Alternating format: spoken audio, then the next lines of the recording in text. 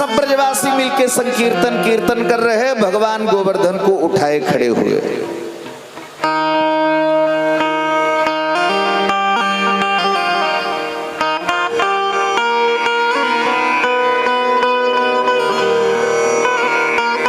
भगवान गोवर्धन को उठाए खड़े हुए, ब्रजवासी सब संकीर्तन कर रहे हैं। इंद्र को लगा इतना बरसे हैं मेघ, इतना बरसे कि मेघों के पास जल समाप्त हो गया। अब तक तो पूरा ब्रज बह गया होगा, देखना चाहिए, देखने आए। जब इंद्र देखने आए तो देखा क्या, ब्रज में धूल उड़ रही थी। प्रश्न खड़ा हो गया कि थोड़ी बहुत बारिश हो जाए। देखो बारिश भी केवल उतनी देर के लिए हुई थी और कीर्तन बंद, बारिश बंद। तो इस समय ये भगवान झांकी दिखा रहे हैं, प्राकृतिक झांकी। कथा में बारिश चालू हुई, बारिश चालू हो गई, कथा में बारिश बंद तो बारिश बंद। प्रेम से बोलो जय श्री कृष्ण। तो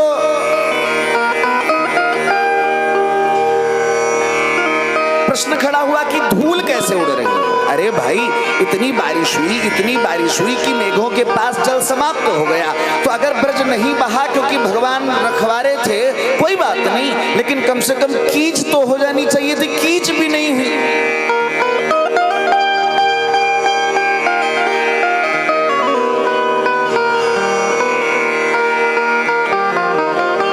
आखिर इतना जल गया कहां? कई कथाएं हैं। एक कथा, भगवान राम जब 14 वर्षों के बाद वन से वापस आए तो सीता जी ने रोज का नियम बना लिया, महात्माओं को, संतों को बढ़िया सुंदर सुंदर पकवान बना बना करके खिलाती। लेकिन एक शिकायत हमेशा रहती कि ठाकुर जी कोई ऐसा नहीं आता जिसे हम पेट भर के, जी भर के, मन भर के खिला सके। भगवान बोले चिंता ना करो, एक दिन ऐसा खाने वाला आएगा तुम चाहे जितना खिला दो लेकिन मना नहीं करेगा। भगवान ने मन ही मन में अगस्त जी को न्योता दे दिया, महाराज आ जाओ, तुम्हारी हमारे घर में जरूर है। एक बार 4 दिन बीत गए, कोई ब्राह्मण नहीं आया, जानकी जी उदास थी। बताओ 4 दिन बीत गए बिना ब्राह्मण को भोजन कराए भोजन कर रही है। जानकी जी उदास बैठी थी, तब तक सामने से अगस्त जी आते हुए दिखाई दिए। अरे जानकी जी को लगा है देखो ठाकुर जी की कृपा हो गई, हम यादें कर रहे थे और संत आ गए। अगस्त जी को लेकर के आई, पाद प्रक्षालन किया। पाद प्रक्षालन करने के बाद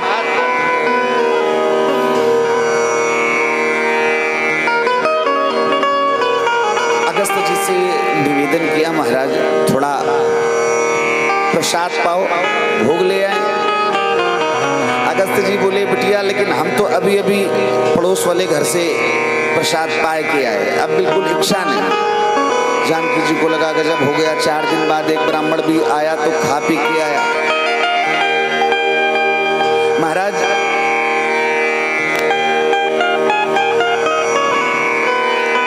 आपको भूख नहीं है, ठीक है कोई बात नहीं, लेकिन मेरा मन रखने के लिए थोड़ा सा ही खा लो, कम से कम हमारा मन रख लो, हमारा नियम रह जाएगा, फिर हम भी प्रसाद पाएं।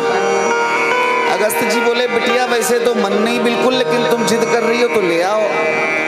जानकी जी गई रसोई में, थाली लेके आई परोस के। जैसे ही थाली परोसी, रसोई में वापस जल लेने गई, लौट के आई, थाली खाली। जानकी जी फिर दौड़ के गई, फिर से लेकर के आई।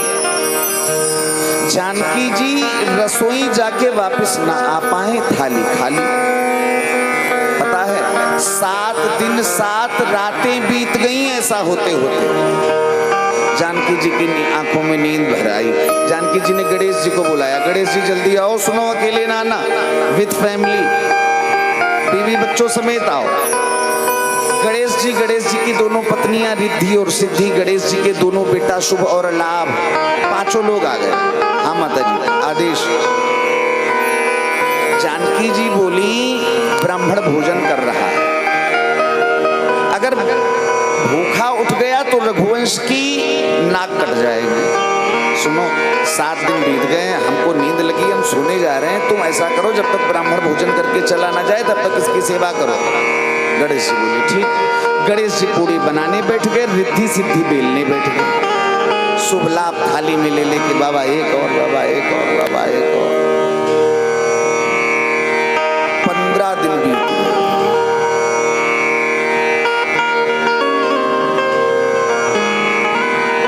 हुआ क्या, 15 दिन बाद जानकी जी की नींद खुली। जानकी जी आई, देखा बाबा का भोजन चल रहा। जानकी जी और अनाज वगैरह की व्यवस्था करने लगी, लेकिन आटा पीसने में टाइम तो लगेगा। गणेश जी से पूछा, गणेश जी आप गए नहीं? गणेश जी बोले, आप जिनको बैठा के गई थी अभी वही बैठे हैं, तो हम कैसे चले जाते? होते करते 1 महीना बीता। 1 महीने बाद जानकी जी को लगा कि थोड़ी देर के लिए तो कम से कम इनको रोका जाए, ये तो एकदम हरनिश लगे पड़े। और 1-1 2-2 पूरी नहीं, पूरी पूरी थाली ऐसे सीधे लौटे। जानकी जी गई और अगस्त जी से बोली, बाबा भोजन का नियम होता है कि आधा भोजन हो जाए तो पानी पीना चाहिए। आधा भोजन हो जाए तो पानी पीना चाहिए बीच में। हाँ, अगस्त जी बोले, बिटिया आधा होने तो दो। जानकी जी को लगा गजब हो गया, 1 महीना बीत गया, अभी इनका आधा भोजन नहीं हुआ। और वो भी कब? बोले जब पड़ोस के घर से खा के आए थे, पेट में जगह नहीं थी तब। और भूखे पेट आए जाएंगे तो क्या करेंगे?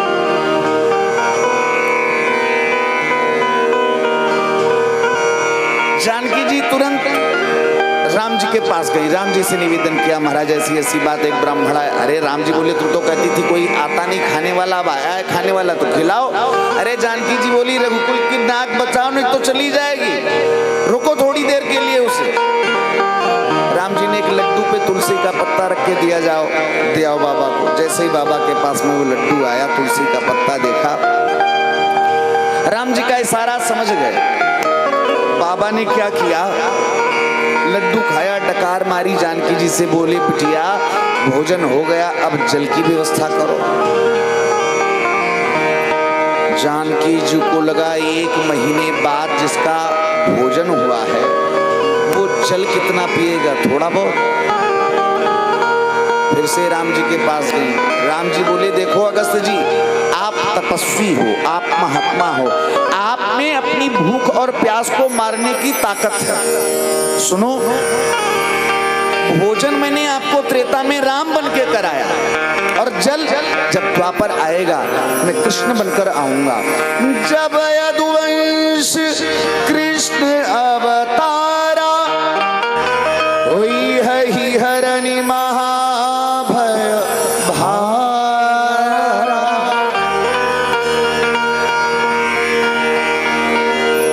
उस समय जब मैं गोवर्धन की पूजा करवाऊंगा, इंद्र बारिश करेंगे, तो बारिश का जितना जल हो वो सब तुम पी जाना।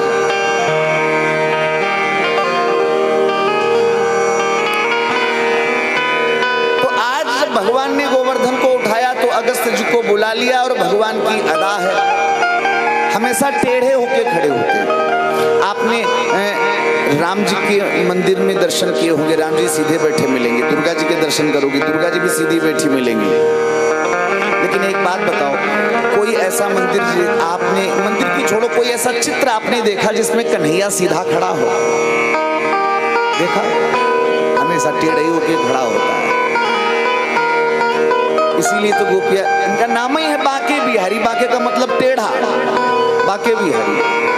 इसीलिए तो गोपिया गाती थी, तू टेढ़ो तेरी टेढ़ी रे नजरिया, तू टेढ़ो तेरी टेढ़ी रे नजरिया, टेढ़ी रे नजरिया, हाँ टेढ़ी रे नजरिया, टेढ़ी रे नजरिया, रे टेढ़ी रे नजरिया।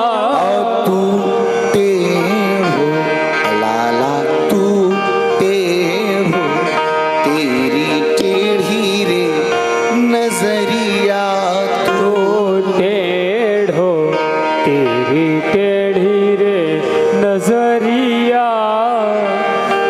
इनकी अदा है, जब जहाँ भी खड़े होते टेढ़े होके खड़े होते थे, तो आज भी ये तिरछे होकर के, टेढ़े होकर के खड़े हुए।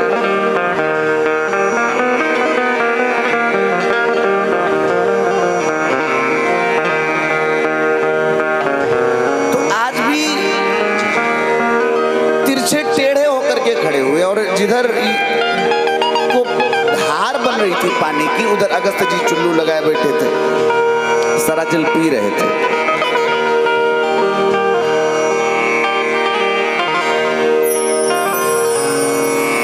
एक बूंद जल अगस्त जी ने नीचे गिरने ही नहीं दिया, सारा जल पी गए। इसीलिए इंद्र जब देखने आए तो ब्रज में धूल उड़ रही थी। इंद्र आए, इंद्र ने भगवान को देखा तो अब तो इंद्र को बड़ी लज्जा आई, ये मैंने क्या कर दिया। 7 श्लोकों में इंद्र ने भगवान की बड़ी दिव्य स्तुति की है। विशुद्ध सत्वमतवधाम शांतम तपोमयम ध्वस्तरजस्तमस्कं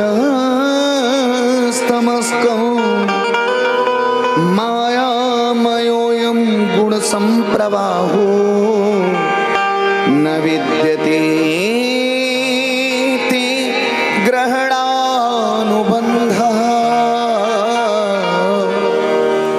न विद्यते ते ग्रहणानुबन्धः।